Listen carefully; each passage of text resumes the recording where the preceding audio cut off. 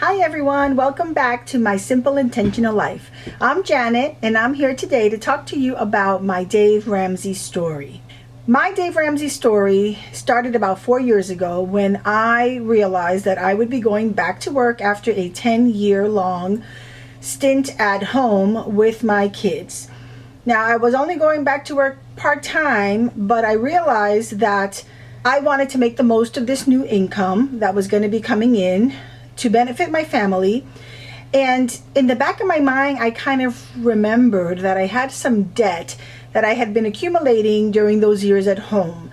Now, this was my personal debt, consumer credit card debt in my name only, that I didn't think was as high as it was when I finally figured out how high it was, but it was a wake-up call, because here I was thinking that I was going to be making this grand difference in my family's standard of living just because I was able to earn a decent income, and yet I had this debt out there that needed to get paid back before we could really do anything in terms of moving ahead with financial plans. The first year and a half, I would say, we kind of just spent money. I didn't accumulate any more debt. I was meeting all my minimum, payments, maybe a little extra, but I really wasn't on a focused plan like Dave Ramsey talks about. If you're not familiar with Dave Ramsey, he's a financial educator, author, speaker who talks about his baby steps. And the baby steps are a set of 7 steps that you can take from step 1 through step 7 to reach financial independence. And I learned about him initially from a podcast. Then I realized he had a radio show that the podcast was modeled after. So I started listening in on that. And then I realized he had tons of books. So I got the Total Money Makeover and started reading that. And then I became like a Dave Ramsey obsessed, crazed fan, because I thought he made perfect sense and he made it easy. After about a year and a half of just spending everything I made outside of, daycare costs and commuting costs and,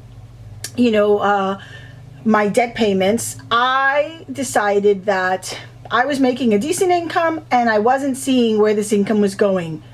And unfortunately, when I did look and see where it was going, it wasn't going to do much of any improvements in our life. So I decided that I was going to get on the plan, specifically the Dave Ramsey Debt Snowball plan. I started my Debt Snowball with $23,000 in consumer debt. Now, guys, this is not student loans. This is not a car payment. This is not a mortgage. This is not family debt in any way. This was me charging here and there for the things that I wanted outside of our budget while I was a stay-at-home mom. And these cards were all in my name alone, just my name. So I really felt compelled to be able to pay them back as quickly as possible so that I can then move forward and help the family as a whole. So $23,000 on my part-time income meant that I was in for the long haul. I devised a plan. And at the time, I think I was putting in about $500 to $600 a month on all the credit card debts. So according to Dave Ramsey's plan, I decided that I would just pay the minimums on everything except for my lowest balance card, which at the time was, I want to say it was a store card, maybe it was Macy's. And it was about $500. So what happened was I was able to pay that off in 2 months. And the joy that I got from seeing that card, go down to zero and have no balance at all for a long, long time, that hadn't happened, I decided that I was going to do this. This was definitely going to happen. And now, mind you, I only paid off $500 out of $23,000, but it was enough for me to take all my cards and start to cut them up like Dave Ramsey loves to do. I got my scissors out and I started cutting up all my cards. And then I stuck them in a baggie and kept them on my desk because those accounts were still active. I just knew I didn't want to charge anymore, so I wasn't going to give myself the option of having the card there to possibly charge again in the future. So I left them on my desk until recently when I just finished paying off all my debt. So this happened around November of 2013, and I got on this plan. And I somehow developed the habit of making a budget, which I'll go into at another time in a different video. And I got into the habit of trying to adjust that budget so that I wouldn't bust it completely when something came up, like a weekend getaway or a meal out with the kids on a day off of school. So I was able to get through, and 3 years later, almost to the day, I paid off all $23,000 of consumer debt on my part-time income. Now, I work as a physician assistant, so my part-time income was a decent income, but I still felt like I wasn't gazelle intense until the very, very end. And the reason for that was because I was still in this mode, like, I'm working, I'm making money. I don't want our lifestyle to be even tighter or more frugal than when I wasn't working. So I allowed for things like vacations. I allowed for things like eating out. I allowed for things like entertainment when the kids were off from school or during a break. So with all of that, cash flowing, all of that, in addition to paying off the debt, I was able to complete my goal of baby step 2, which is paying off all your credit cards, student loans, car debts, everything but the mortgage in 3 years. So baby step 1 is $1,000 in an emergency fund, which I was able to do as well. I got that done fairly quickly.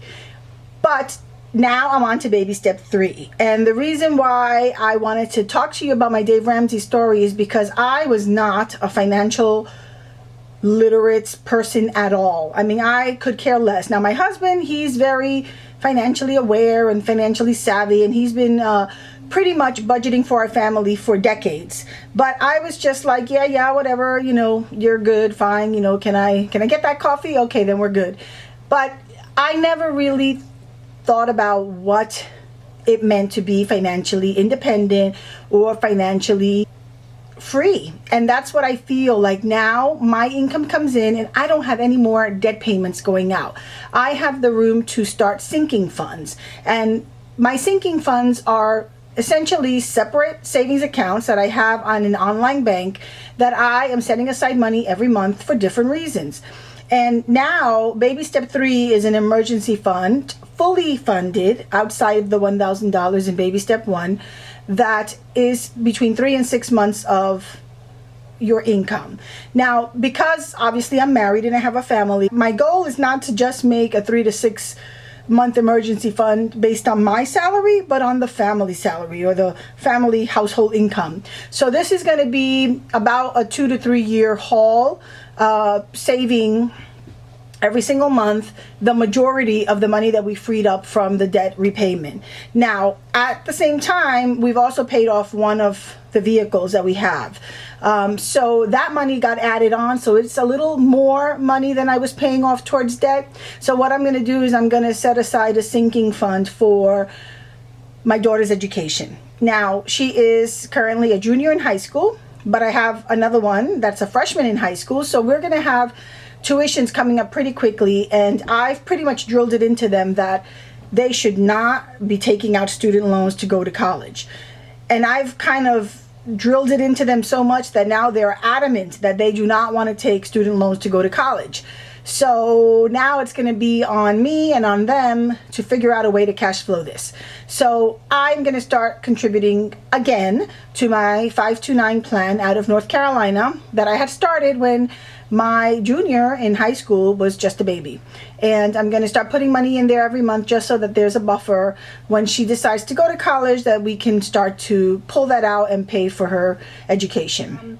We have a lot of goals, and one of the ones that probably Dave Ramsey wouldn't agree with would be that I am setting aside a sinking fund for vacations. Now, I've been doing this for a while. It started out as the 52-week money challenge, which you can find on Pinterest or Instagram. It's where you set aside, $1 in week 1, $2 in week 2, all the way up to $53 in week 53 or 52. Well, anyway, you get the idea. So at the end of the year, you have about $1,300. And that's what I was doing. And I was following that pretty good. And we would have $1,300 to go somewhere for the weekend, whether it was up to the Virginia mountains or, to take a road trip somewhere. It wasn't a big amount of money for a family of 5, trust me. But by combining some Airbnbs and some weekend deals and get a place that we can eat at home or cook our meals or have breakfast at home at least, we were able to do it. And we've been doing that for the last 3 years. Now, last year was the first year that we were able to go on a bigger vacation. And this is because I was getting gazelle intense on paying off my debt, but I was also getting gazelle intense about saving for vacation. I really wanted to do something before the girls got old enough to leave home, and then we wouldn't have that family time together for vacation. So I started doubling up the 52-week money challenge. And since I get paid every other week, I made it the 26-week money challenge, and I set aside a flat rate of $300 a month. So that allowed us to eventually take a trip to Puerto Rico, which we really enjoyed. And this coming year, next summer, I'm saving up for a trip to the Grand Canyon. So that should be fun. And now that baby step 2 is done, I can really get gazelle intense about baby step 3, saving a fully funded emergency fund, saving for my daughter's college, and still keeping some money aside for vacation fund. So I will get into all my financial goals in another video, but thank you for listening this far. And if you'll be so kind as to leave a comment or give me a thumbs up, that would help to keep me motivated to keep on doing these videos for you. I hope you enjoyed this, and we'll see you again soon. Bye.